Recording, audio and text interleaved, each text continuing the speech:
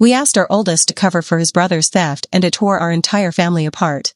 It has been many years since our eldest severed all contact with us. He barely acknowledged us after that incident and never included us in any of his achievements.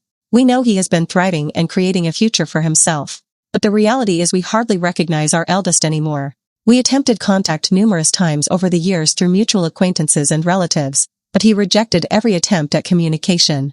For years ago, we even approached his girlfriend directly, hoping she could encourage reconciliation. Instead, he disappeared from her life entirely. She was shattered and held us responsible for the split, certain that our meddling and interference drove him to abandon her. That is how deeply our son loathed us. He was prepared to cut everyone off because of what we did when he and his brother were still teenagers. Growing up, his younger brother required more attention. He was perpetually causing problems while our eldest was capable, responsible, and self-sufficient. We depended on our eldest more heavily because he could manage pressure, or at least that is what we convinced ourselves. Our younger son gravitated toward troublemakers, starting arguments and crossing lines, and we kept attempting to handle it privately as a family. Then one evening, everything shattered. Our youngest broke into an electronics store with his friends. He came home in a panic, confessing he had stolen expensive equipment and that there was surveillance footage. Before we could fully comprehend the situation, the police were already heading to our door. When the police arrived, we panicked. We did not want our youngest to face juvenile detention. In that instant, we made a choice that would obliterate our family. We told our eldest to claim responsibility for his younger brother's theft. He refused outright. His father insisted it had to be done, that his brother depended on him, that as the older brother, he bore a duty to shield the family. It escalated into a shouting confrontation as the police knocked at the entrance. His father made it explicit that this was happening and grabbed him by the shoulder. I answered the door in tears, insisting we had no alternative, that we needed to preserve our family, that our eldest would survive this. Our youngest concealed himself in his bedroom while his father forced our eldest toward the door. Our eldest yelled that he was innocent. His father struck him and told him he had already disgraced the family by refusing to help. That was the instant everything disintegrated. The police stopped the situation and informed us they were actually there for our youngest. The officer clarified he had reviewed the security footage showing our youngest breaking in, stealing merchandise, and fleeing back to our residence. He stated directly that he had just witnessed us attempting to frame our eldest for a crime he did not commit, assaulting him and coercing him to lie to protect his brother. He cautioned us that if we did not comply immediately, the consequences would escalate significantly, which they already had. My husband attempted to justify it, attempted to rationalize, but the harm was irreversible. Our youngest was arrested. Our eldest stood there appearing devastated and betrayed. When the police asked him what he wanted, he said that he wanted out. My husband objected, but Child Protective Services arrived and he was charged with child abuse, witness tampering, obstruction of justice, and contributing to the delinquency of a minor. I was issued a warning. CPS intervened immediately. Our eldest relocated to live with my brother who was appalled by our actions. He was granted guardianship and we were informed that if we challenged it, circumstances would only worsen. In one evening, we lost both of our sons, one to the criminal justice system, and the other to our own manipulation. My husband's charges haunted him for years. He lost his employment, lost relationships, and lost family connections. His criminal history took years to be expunged. We experienced profound regret for our choices, but regret did not repair anything. Our eldest made it unambiguous he wanted zero relationship with us after our betrayal.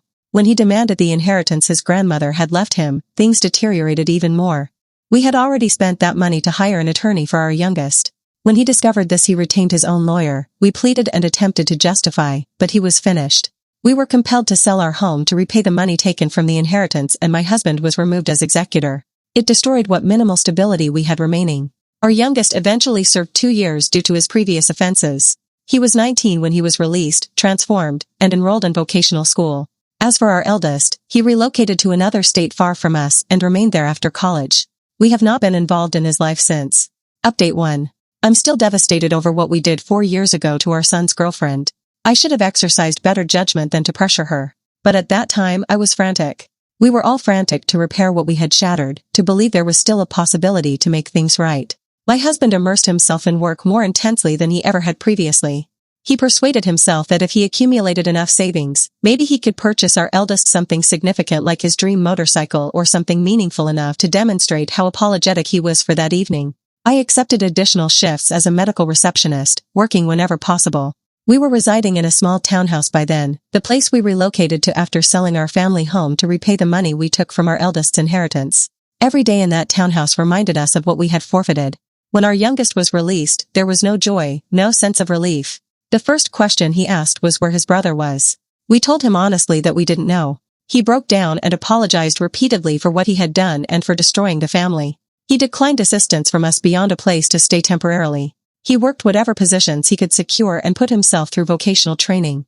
Every day he lived with remorse, and we could observe it in everything he did.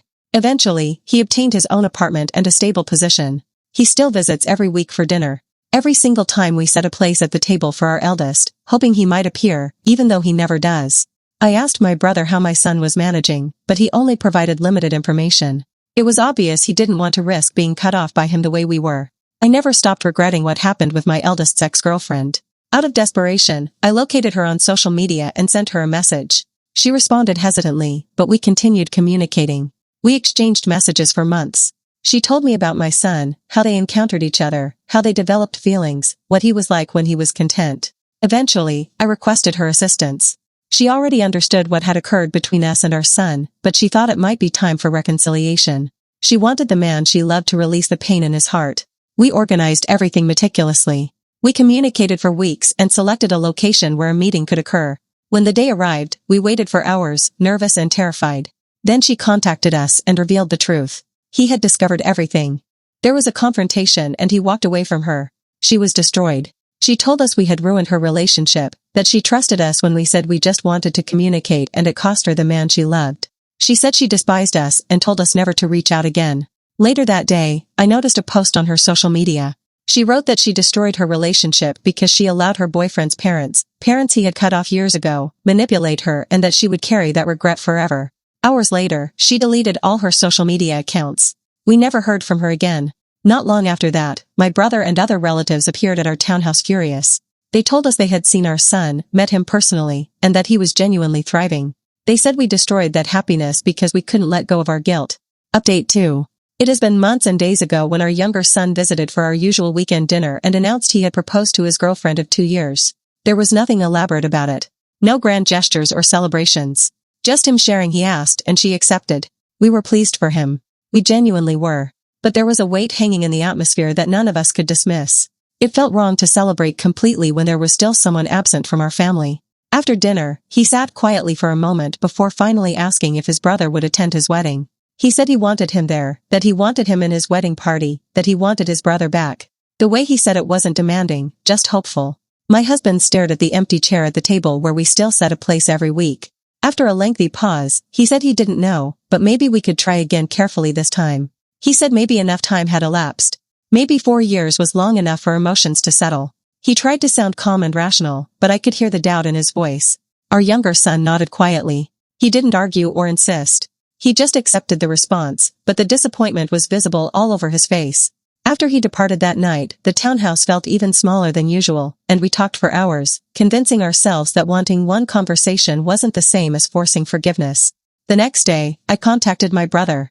By then, we had been meeting each other a couple of times weekly, slowly attempting to rebuild the relationship we had damaged with our actions years ago. It was uncomfortable and delicate, but he had permitted me back into his life in limited ways. We met for coffee, and after some casual conversation, I mentioned the engagement. He smiled and said he was happy for him, but I could tell immediately that he was withholding something. I could feel him preparing himself for what I was about to say. I told him honestly. I told him our younger son wanted to see his brother, that he wanted him at the wedding, and that we all hoped enough time had passed, that maybe the family could be complete again, even just for one day. There was a long silence before he responded. He reminded me that yes, it had been 4 years since our last attempt, but that didn't erase what we had done or the fallout that followed. He spoke calmly, but every word felt heavy. I pleaded with him for understanding. I told him we just wanted to talk, just one conversation, no deception, no pressure, no manipulation. I said we wanted a chance to repair things, even if it didn't lead to reconciliation. He listened without interrupting. When I finished, he nodded and said he would see what he could do. He cautioned me not to expect anything. The way he said it made it clear he already knew the answer and was trying to prepare me for the disappointment that was coming. Update 3. It has been a couple of weeks since my last conversation with my brother, and there has been silence since. We haven't discussed much about our eldest during that time, mostly because everything else seems to have consumed the world completely. A documentary that people initially thought was fabricated turned out to be authentic. 2 individuals engaged in a dangerous challenge that was broadcast to millions, maybe billions, watching in real time. One person nearly drowned and everyone thought he perished, only for it to emerge later that he somehow survived. Another public personality died while attempting to rescue a person who was later exposed as a fraud. It was tragic, horrifying, and constant coverage.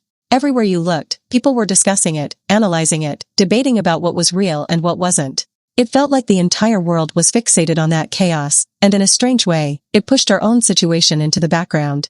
During all of this, I met my younger son's fiancée properly. She is a wonderful woman, genuinely compassionate, warm, and considerate. I could see immediately why my son fell in love with her. She treats him well, and she seems enthusiastic about building a future with him. She knows part of the story that his older brother cut off contact with us years ago, but she doesn't know everything. My younger son is afraid to tell her the complete truth. I can see it in the way he avoids the subject, how tense he becomes whenever his brother is mentioned. I told him gently that hiding things from her could cause more damage than honesty, that secrets have a way of resurfacing at the worst possible moments. He just nodded, clearly not prepared to face it yet. Later that evening, he asked me if there was any information about his brother. I told him the truth that there wasn't. I reminded him that with everything happening in the world right now, it wasn't exactly a calm time. I did contact my brother again, asking if there was any update. He told me plainly that this was not an appropriate time to be asking my eldest for a conversation. When I pressed him, asking if something had occurred to him, he said no. But he cautioned me again. He reminded me of what happened the last time we pushed, how we destroyed his relationship years ago, and told me that if I pushed too far again, it would be significantly worse. I didn't argue.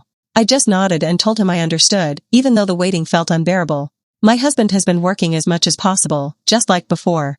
But I can tell he's declining. He doesn't have the same energy he used to, even though he's trying to convince himself otherwise. I asked him to take it easy, to rest, but he dismissed it and said he needed to keep himself occupied. I know he's anxious, too. He checks his phone constantly, hoping for some sign, some message, anything from our eldest. The waiting is consuming him just as much as it is consuming me. What makes it worse is that we know nothing about our eldest's life now. His social media is completely restricted, set to private. Other family members refuse to show us photos, afraid that if word gets back to him, they'll be cut off as well. I overheard a few relatives talking quietly about him, about how he's helped people in difficult situations, how he's intervened for others without asking for anything in return. Hearing that made my chest ache. Our eldest has always been a compassionate young man. But every time I asked what he was doing now, where he was, how he was really managing, the conversation would stop. They would awkwardly change the subject and I would be left sitting there reminded again that even the smallest pieces of his life are no longer meant for us.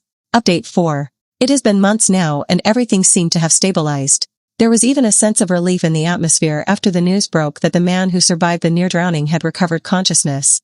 At first, it was reported that there had been complications and that medical staff failed to save him. For a few hours, everyone believed he had died. Then the story was suddenly corrected. Apparently after he was pronounced dead, his partner stayed with him, refused to leave his side and sometime later he regained consciousness. The public reaction was overwhelming. People celebrated, shared clips and talked about it nonstop, calling it a miracle. It felt like the world finally exhaled after months of tension and horror. My brother seemed relieved too when the news came out. I could see it in his face, in the way he finally relaxed slightly. That relief was what pushed me to ask him again about my son. By then, I was frustrated. Every time I asked, he avoided the question or gave me vague responses. I couldn't take it anymore. I asked him directly if there was even a possibility that I could communicate with my eldest myself, or if he had just been leading me on this entire time, giving me false hope.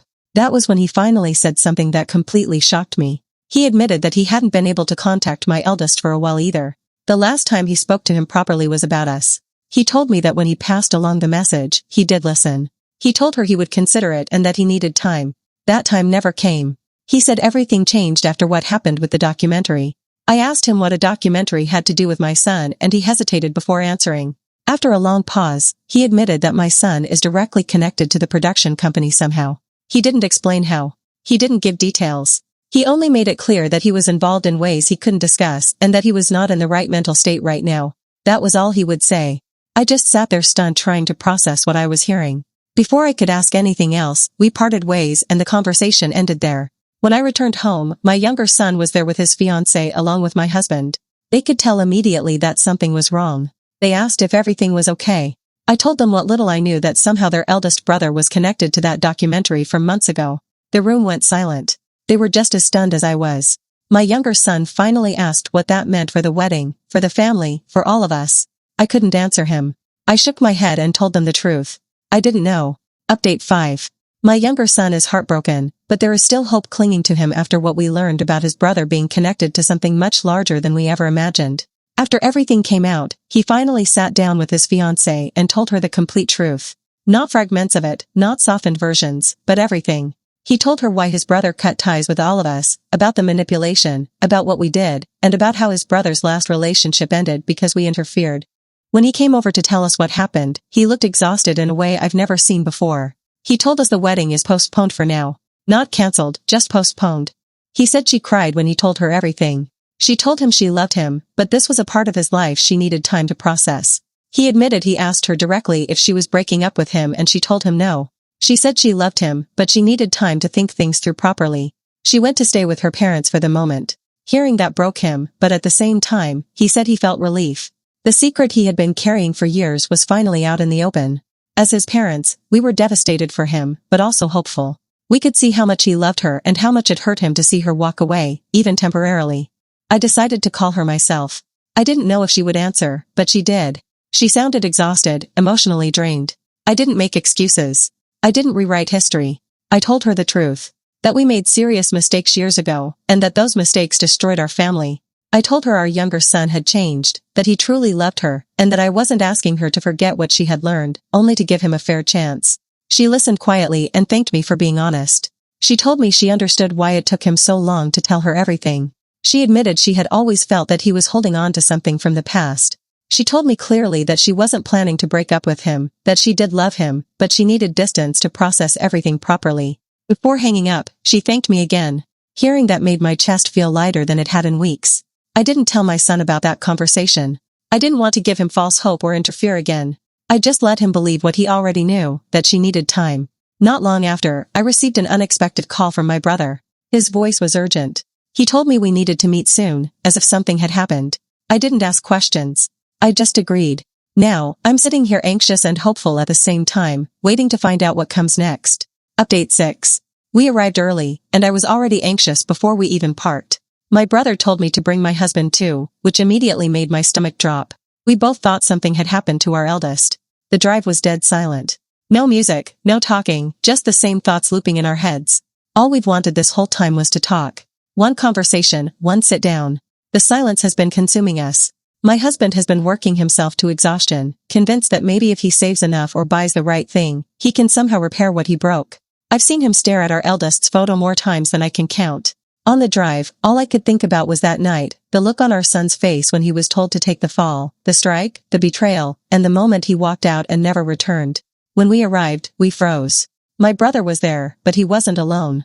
A woman in professional attire was sitting beside him.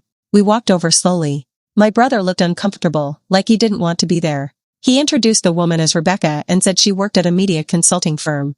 From the second Rebecca spoke, I could feel it. No warmth, no small talk, just guarded and cold. Then I noticed people around us staring. A couple of them even tried pulling their phones out. Rebecca noticed immediately and warned them to put their phones away unless they wanted to be involved in something they didn't want any part of. People backed off quickly. That alone told me this wasn't a normal conversation. Rebecca didn't waste time. She asked us straight up why we wanted to talk to our eldest. She asked what our agenda was. Money, connections, trying to manipulate our way back into his life like we did years ago. The questions hit hard. I told her we didn't want anything. I told her we just wanted a conversation. I explained that our younger son was getting married, that the wedding was delayed because he finally told his fiancée everything. I told her about the betrayal, about how we manipulated our eldest's former girlfriend, and how we've regretted everything we did since. I didn't leave anything out. Rebecca just listened. No reactions, no sympathy. When she finally spoke, it felt like being cut open. She said, "Your son has been working nonstop right now, protecting the company, and he doesn't need drama from the family that destroyed his confidence." She said, "The son you remember doesn't exist anymore, and you shouldn't expect him to." Then she said something that made my chest drop, that our son had actually planned to reach out to us back when he was still with his girlfriend, but we destroyed that by manipulating her into forcing reconciliation. That betrayal alone set him back years. He had to leave his previous position and take a pay reduction just to rebuild himself. We asked her who she was. She paused, then said she's his partner. That stunned us. Then she made it clear that our son knows she's here talking to us. She didn't stop there. She told us it wasn't just the night we tried to force him to take the fall or the inheritance. It was years of neglect, years of showing him exactly who we prioritized while he was growing up. I tried to defend us, tried to explain, and she cut me off. She asked where we were during his milestones, during the important moments in his life. We didn't have answers. She said the theft incident was the breaking point, but the damage was already done long before that. Manipulating his former girlfriend just confirmed it for him. My husband asked again who she was to our son and she repeated it. His partner. Then she said something else. She told us our son went through a loss before they got together. Not the former girlfriend, someone else. Someone whose death almost destroyed him. I saw pain flash across Rebecca's face when she said it. She told us our son needed parents who supported him. Before ending the meeting, she said she'd pass along what we said, but told us not to expect much.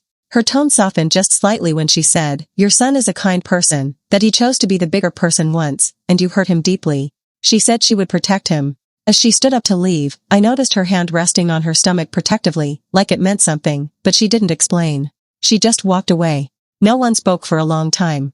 My brother finally said he did what he could and warned us not to push anymore.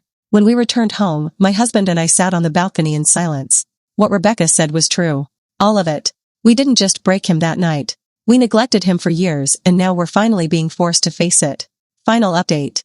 It has been months since that meeting and we now know there will never be a resolution. Our family will never be whole again and we have to accept that. We waited for an answer for a long time and in the end we finally received it. I received a call from our eldest.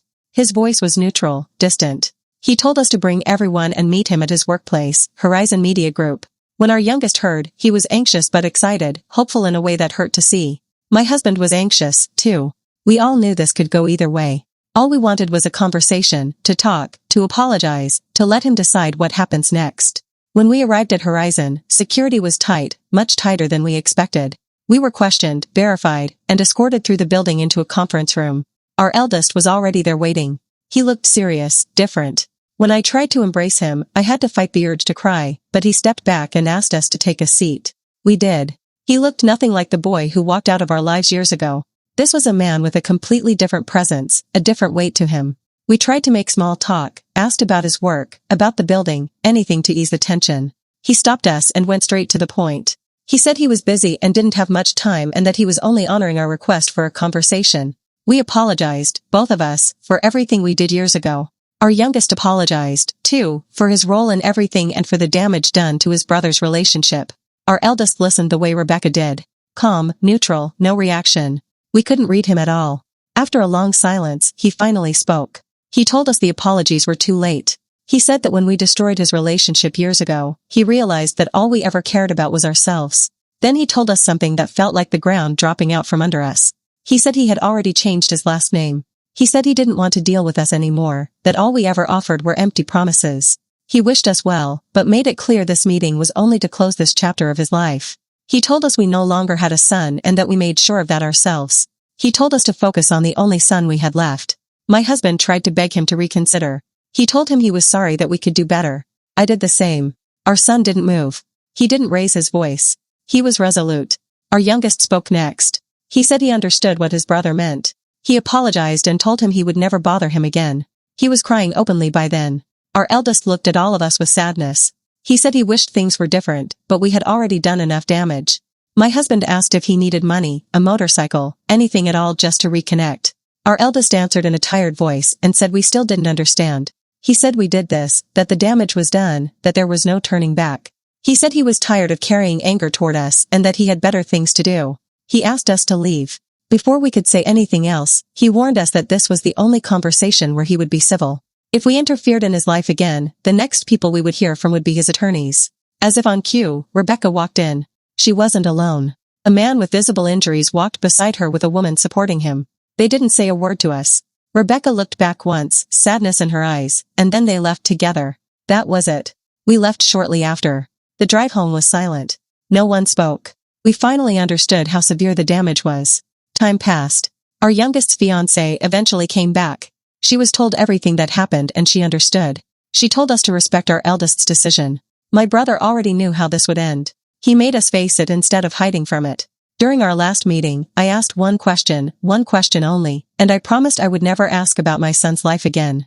I asked if Rebecca was pregnant with my eldest's child. My brother paused for a long time before answering. Then he said, "Yes, Rebecca is pregnant." I thanked him and left. I wrote a letter to my eldest that I will never send. I kept my promise. In it, I admitted that I failed as a mother, that I failed to protect him, that I made him realize he was on his own, that I will regret this for the rest of my life. My husband has finally taken a step back from working himself into the ground. He's quieter now. I once saw him crying while holding our eldest's picture. He told me he should have been a better father, that he pushed his son away. I still hope that someday, somehow, he can forgive us. Epilogue. It had been a long day, the kind that left him drained, down to the bone. Yet certain it had all been worth it. The past few months had been a relentless storm. Deception, loss, survival, and consequences colliding one after another. Within the inner circle, people were still struggling to process what Marcus and Jade had done. And the day Daniel nearly lost his life remained burned into everyone's memory. Daniel survived, but survival came at a cost.